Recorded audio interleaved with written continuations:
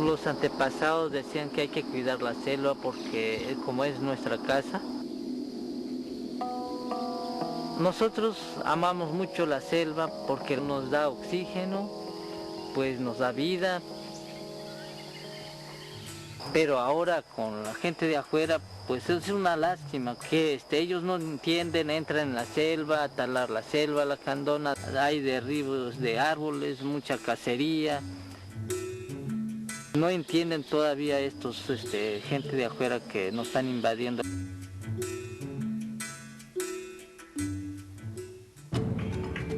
Throughout the world, native peoples know that what remains unspoiled is priceless, and what is priceless we can never replace. The living jewels of the sea, the pink flyers that crowd the shallows, the climbers of ancient trees, and the graceful creatures that race across the desert. All of these living things depend on healthy ecosystems. Vast reefs, burning deserts, coastal wetlands, towering mountains, remote islands, cloud forests, and jungles. These natural treasures are scattered around the world, but you can also find them all in one place. My country, Mexico. As a matter of fact, did you know that Mexico is one of the 5 most biodiverse countries in the world? We still have habitats that function the same way as they did millions of years ago. But Mexico has changed around them. In 1900, our population stood at 13 million. Now, we number over 112 million, and we're still growing. As our population grows, the economy expands. And now the pressure to exploit our natural heritage has reached the breaking point. We've burned down our jungles to make cattle ranches and agricultural farms. We drilled holes in the seafloor looking for oil and built roads that cut apart whole ecosystems. But a long time ago, some of us began to take action. As early as 1930, we began a struggle to save Mexico's wild heritage from ourselves. Today, we have a system of more than 170 protected areas, and together they cover about 25 million hectares of land and sea, 13% of our territory. These protected areas are saving whole ecosystems and the creatures that call them home. Mexico's protected areas also keep us healthy, protecting natural resources like fresh water and the clean air we depend on to live. It seems pretty simple. Protect our wildlife and remaining natural areas and everyone wins. But it's not that simple. Not by a long shot.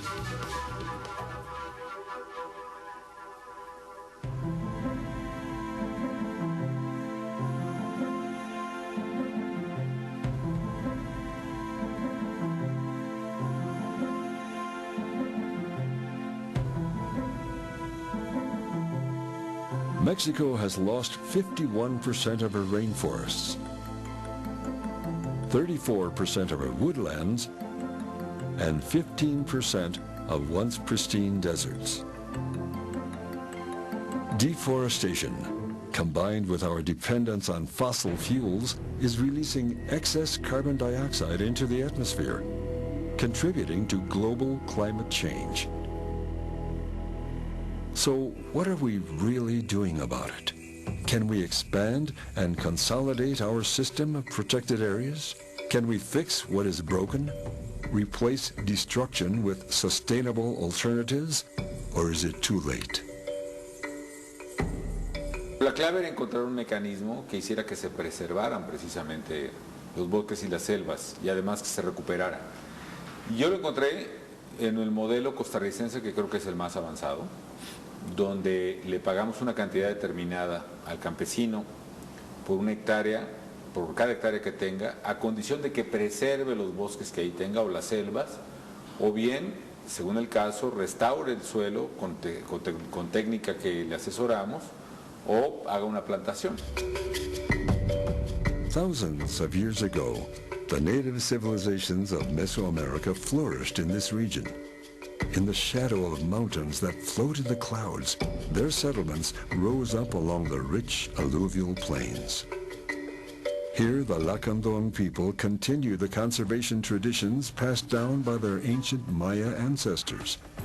They believed that the trees and the stars had the same roots. They believed the trees held up the heavens. The Lacandones retreated into this jungle some 400 years ago to escape the Spanish army. Now they face a new wave of invaders.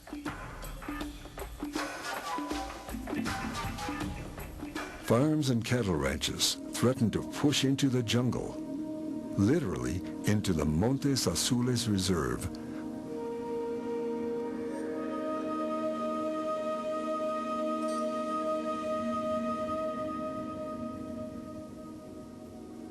Me gustaría que había muchos animales y que no habría animales en peligro de extinción. Quiero ver que haya muchas selvas, aves para que vean los turistas, todo eso, y que se asombren y que tengan la conciencia que es bueno conservar la selva lacandona.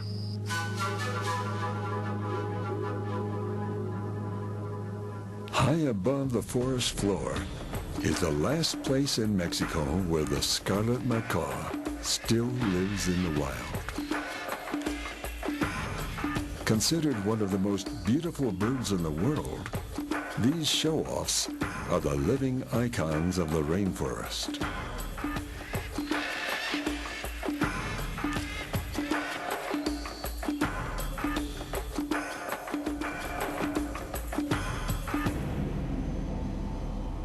The only creature that's louder is a type of monkey that congregates in small colonies. Howler monkeys are the loudest land mammals on Earth. Their distinctive calls can be heard as far as 4 kilometers away.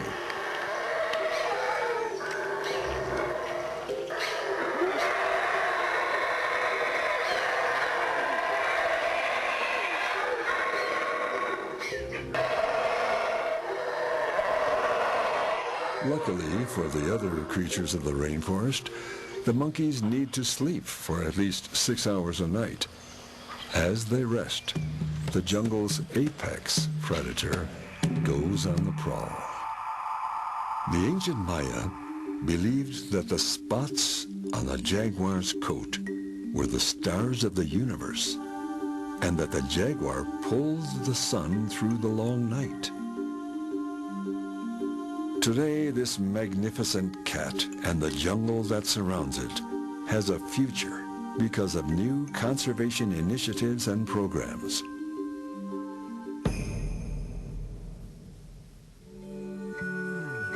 And future generations are being taught the real benefits of keeping ecosystems healthy.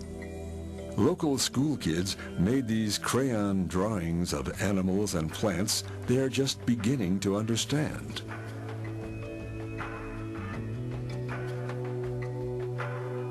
Como lacandones invitamos para que conozcan la selva lacandona, pues tenemos cabañas para que se puedan quedarse y conozcan también de las aves y los animales que tenemos en la selva.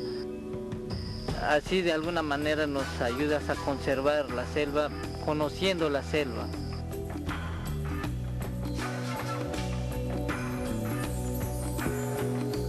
The struggle to preserve the living legacies of Mexico goes far beyond the boundaries of Montes Azules and the Lacandon jungle. Far to the north is one of Mexico's most surprising treasures, the Baja California Peninsula. Almost 1,800 kilometers long, it's a land of extremes. The Sea of Cortez has been called the world's aquarium. That's because it holds 1/3 of the Earth's marine mammal species.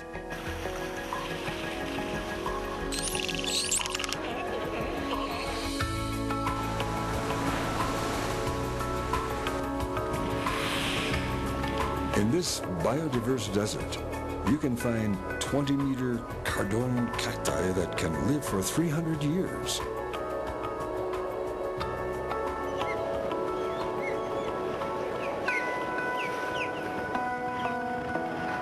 "5,000 years ago, nomadic hunters created elegant cave paintings of their life here.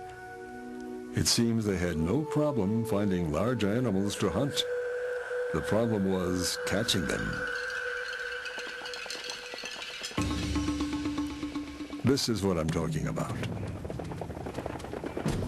The desert pronghorn can sustain top speeds of 90 kilometers per hour, making them the fastest land animals in all of the Americas.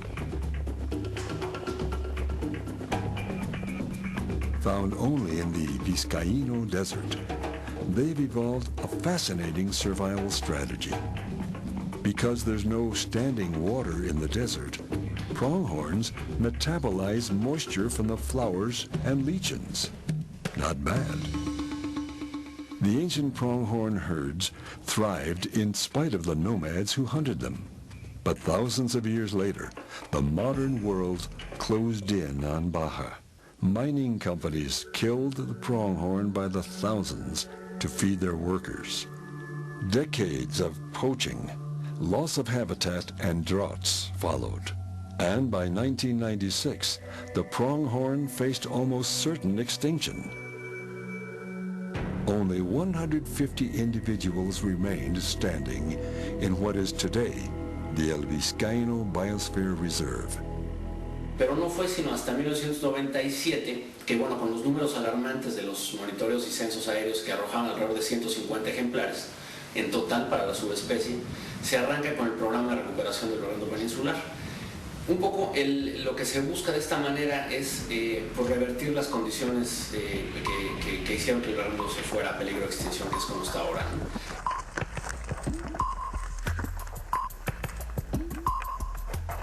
The team built a special holding pen measuring about 300 hectares. The pen became the home for wild pronghorns collected by biologists for a captive breeding program. Each one was genetically tested to guard against inbreeding. The hard work paid off with high survival rates. Genetic testing of each new arrival continued, but first they had to catch them.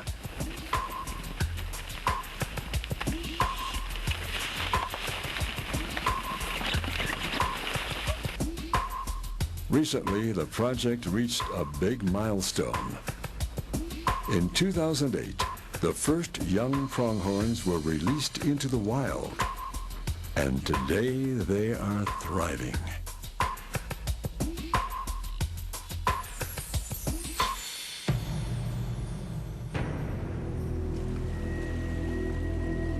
At the San Ignacio Lagoon, huge piles of brown clam and scallop shells litter the shoreline, mile after mile after mile. The hard evidence of overfishing. After decades of exploitation, there weren't enough shellfish left to support fishermen. Había cuestiones que salía una panga y salí y descargar porque se iban otras personas en ese mismo rato por otra. Era así, era de cantidad. Pero se fue acabando. Llegó un momento que ya hubo muy poco y ya la autoridad ya no nos dejaron trabajar, pero ya cayó muy poco.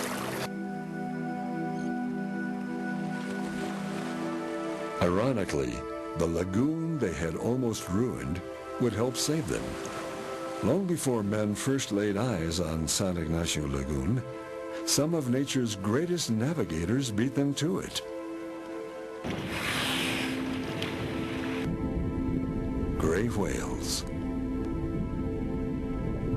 Not long ago, these giants were an endangered species.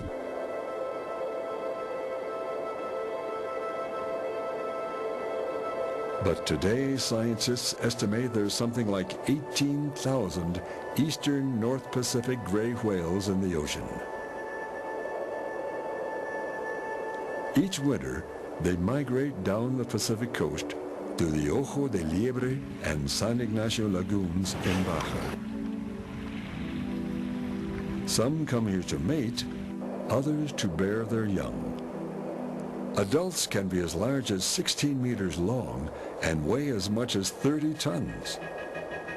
So how could huge whales help little fishermen?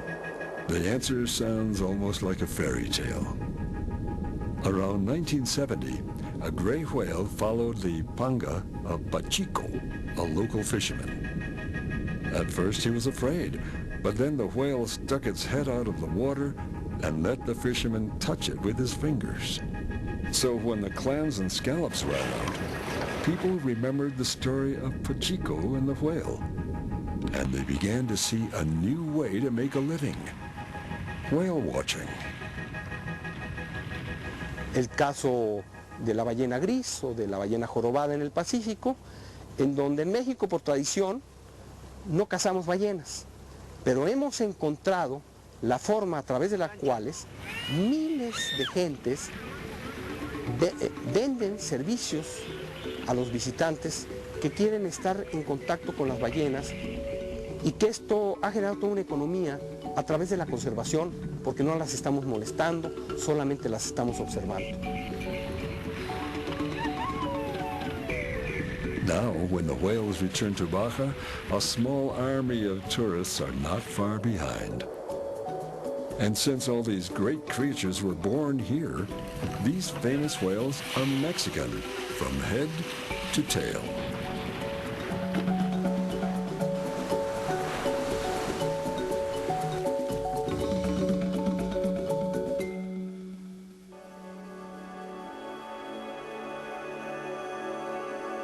Here in the states of Mexico and Michoacan, landslides are common. This one was caused when some local people cut down trees holding the soil. The landslide swallowed an entire valley and nearly choked a river that helps supply millions of people with fresh water. Deforestation in this region also threatened a beautiful and powerful migration.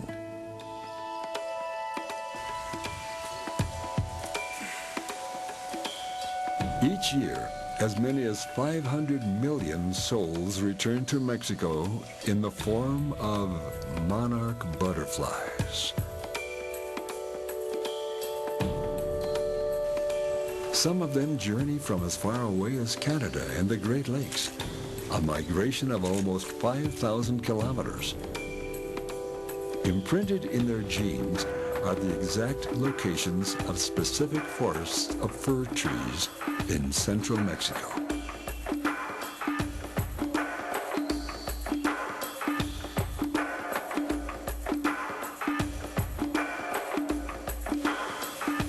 Millions will die here, but millions more will mate and reproduce. But this spectacle, almost beyond the imagination, is endangered. Logging threatens forests where millions of butterflies congregate in just a few hectares of trees. To ensure the future of this extraordinary phenomenon, we created the Monarch Butterfly Biosphere Reserve. Today, the reserve protects almost 56,000 hectares of forest, while allowing the diverse communities of ranchers, farmers, and native peoples to remain. Those who abstain from cutting down trees are compensated by a special fund.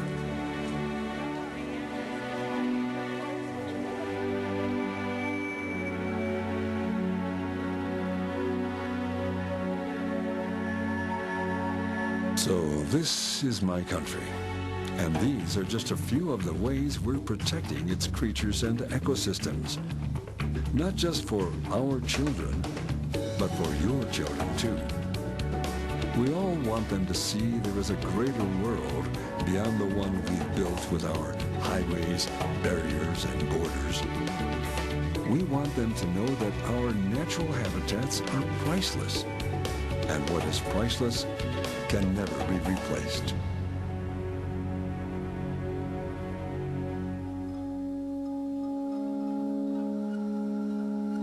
As the ancient Mayans said, Hashakyum, God of all the gods, created the heavens and the jungle.